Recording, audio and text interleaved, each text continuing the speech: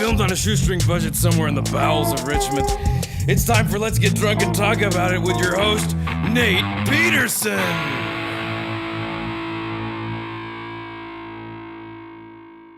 My name's Nate. This is Let's Get Drunk and Talk About It. Over here we have Jesse, former school board candidate. We have Christy, who is a producer at WRIR Open Source.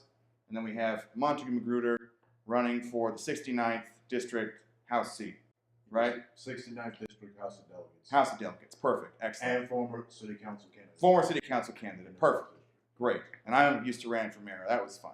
Okay, so we are here today to talk about this Confederate nonsense that happened, which was just stupendous. We were there this morning, woke up bright and early to get some nice coverage of these militia assholes and get up close and personal and see what was going on. Of course, as we will see briefly in this video here, it was very difficult. This was us going through the first police line after we had to return our tripods and our selfie stick. They weren't allowed to bring any poles in. Literally, you could not bring anything that could be used as a weapon except a gun. You could bring a gun in. I actually saw a guy that had like an injured knee with a cane, and they made him leave his cane outside.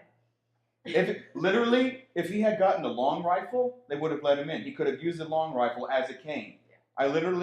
You can check me on Twitter, I designed a tripod that was I've seen it. That was applicable for police use and for the Virginia laws, which is just 3 assault rifles together as the legs of a tripod with a camera mounted on top. That literally would have gotten through security, but my actual tripod was not allowed.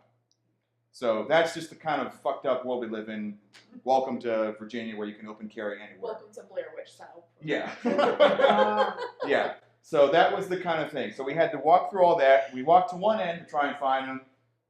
Your princess is in another castle. We have to walk all the way around to the other end, which they have blocked off multiple barricades. It is impossible to walk. We try to go cut through alleys. We would get to the end of an alley and come to a fence that was blocking someone's house. And of course, come to like a van with 10 Virginia Street policemen in full riot. Yeah, full riot gear, SWAT teams. Yeah. And you go to these fences, and like some rich monument Avenue asshole comes out. You can't be here. Get off my lawn. I'm like, what the? Okay. Literally He He literally came out. He literally. Because I love He that. came out and said you can't walk through here. And we were like, and yeah. This was after the police had directed us to go down that alley, which brought us into a dead end. Brought us so to we're a standing fence. there trying to figure out what to do. Yeah, I mean, it was ridiculous, and we were like, obviously we can't. I mean, like fence. that said, like obviously that was entirely intentional, and I would like to say from the Richmond police side of things. I mean, the amount of time it took you to get through this like weird maze, almost obstacle course to get from one side to another. If something had broken out on one side, it would have taken like 10 minutes for you to walk all the way around to get to the other side, when things probably would have been like. Yeah, the riot would have had to go through 4 different streets to go around the fan, loop over to Floyd, and come back around the monument. Like, it would have taken a lot of effort to like cause damage. So, I mean, yes, I understand the point of it, but when we got to the scene of the crime, we literally walked, and it was like just 4 people. I think it was just 3 of the 3 people that were in the pictures, which we'll post, which are hilarious. These people took Instagram selfies with themselves like they were on vacation, and like posing next to the sign, doing their 3%er sign, their militia sign or whatever, and it was nonsensical. We got there, it's 3 of them and 2 of the people that just showed up to support them. And they're just shouting, and there's like a line of like 10 cops just blocking it off. As we'll take a look here. So you can see like the police line, and you had all the people, they were literally just hanging out by the fence, and you had people shouting back and forth. And it was intermittent, like there were moments where it would get loud, and then it would get quiet.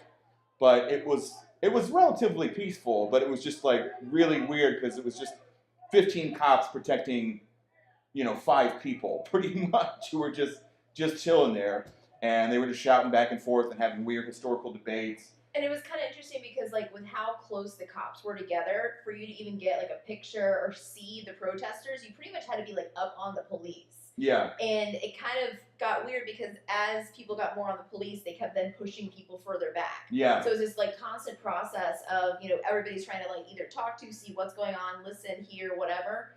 And the cops have to keep pulling you back. Yeah, every 5 minutes they would be like, all right, take 3 steps back, take 3 steps back. And even sometimes you'd have a policeman, like when there were particular loud shouting going on, a policeman would step in between one of the protesters and one of the Confederate assholes, and like to block. And it literally just looked like children fighting. It was like, okay, let's break it up now, honey.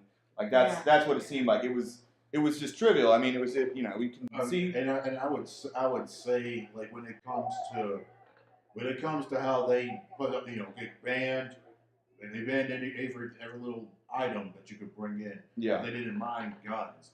I feel like they were trying to discourage counter protesters from attending. Oh, it was an obvious like move against the Antifa, who I don't think even showed up, and what they usually do. Did. With their I mean, it's hard to say if they did or didn't because it's not like just one organization of Yeah, them. it's not. But if they did show up, it wasn't there obvious. Were people like with flags in one of the later marches though. Yeah. But it wasn't in the morning one because to be clear, this thing started at like 10 a.m. Yeah, they were late too. And they were supposed to be there by 9:30. Yeah, and then it ended up being like there was still stuff happening at like 3, 4 o'clock from what I saw. People doing marches of different things, of just different offshoot events. And it seemed just like beating a dead horse because I think by the time we left at 11 a.m. they had cleared out. Someone had slashed their tires, and so they were trying to make a hasty retreat. And they had to wait for a tow truck to get out of there. So the cops apparently, based on their Facebook page, so the cops impounded their car, and they can't get it out until Monday. Why do they impound their car? And they can't get it fixed till then. So like when the tires got slashed, they impounded that one vehicle. So they're driving like a different car right now. It's like this RV, and there's pictures of them in a Facebook Live video in Hollywood Cemetery in this RV. Why was their car impounded? Because when the tires got slashed to protect it from other things happening. But are they going to charge them for it if it's in protected custody? So it's apparently like $120 for them to get it out, and that's where they had this GoFundMe page to be able to, after the event, they were asking for $1,000. Literally, this went up. I thought it was a joke. I thought it was a satire article, and this Facebook thing pops up on Fareed's page, and it's literally just them, like a GoFundMe, and it's not even like, it's just 5 words. It's supposed to be 5 words, they made it 4. We're in hostile situation. Give us $1,000 so we can get out. Yeah, and they needed $1,000, but the impound, if someone broke it down on there, like an impound fee is only going to be $100 to like replace 2 tires. $200, $300, $400, like then you're basically profiting $500. And someone else made the point on there of asking the question: does GoFundMe even disperse funds immediately like that? Isn't there like a process? So It's not like, hey, I'm going to be stuck here until you give me this money. Exactly. You're going to have to put it up somehow. So the whole thing was kind of weird, but I think basic summary. Apparently, the car's here till